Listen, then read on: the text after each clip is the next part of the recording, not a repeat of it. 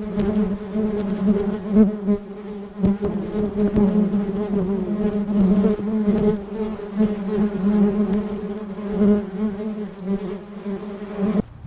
wanted to do a quick video of the future beehive. Over here, this little tiny thing that looks like it's about dead because it was not put in the right place by FedEx. They just throw crap out in front of my gate. They don't bother to put it where it belongs. That is a flowering cherry tree. Get up to 40 feet tall, 40 feet wide in about 10 to 12 years. As you see, I have mini daisies all over my yard. These are going to be sunflowers. I'm keeping the yard long so the daisies can grow. Over here, I've planted wildflowers everywhere. Whatever these little white things are called, I call them mini daisies. This is my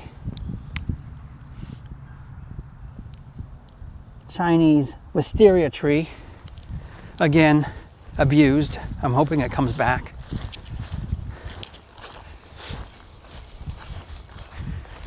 I'm leaving everything like a field. I am going to mow it when the flowers get a little bit dim and they look icky. I'll mow everything down because the grass itself is not growing. It's the flowers that are sticking up. And the whole goal here is to have bees. Over here you can see all the new growth around the nest. That's all. It goes all the way down and around. That is the new beehive. You can see the wet on the front. The wet on the front is lemon tree oil.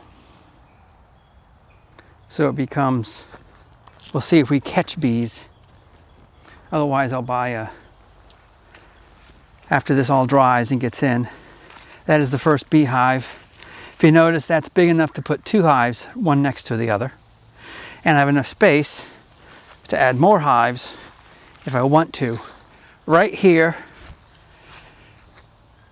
it's facing south, which is good. It has shade later on in the day, but it has sun early like it does now, which is good. It has 15 feet from that hive until it hits something, which is good. And the only thing around it is going to be either flowers or the ferns. Neither one of those are going to get tall enough to block the hive. I can always raise it up and get a little bit higher, but right now I'm on a nice sturdy base. So that's the beehive. Now we'll see what happens. Am I prone to be a beekeeper, or am I not prone to be a beekeeper? We will find out. Scamphilla, bees, honey.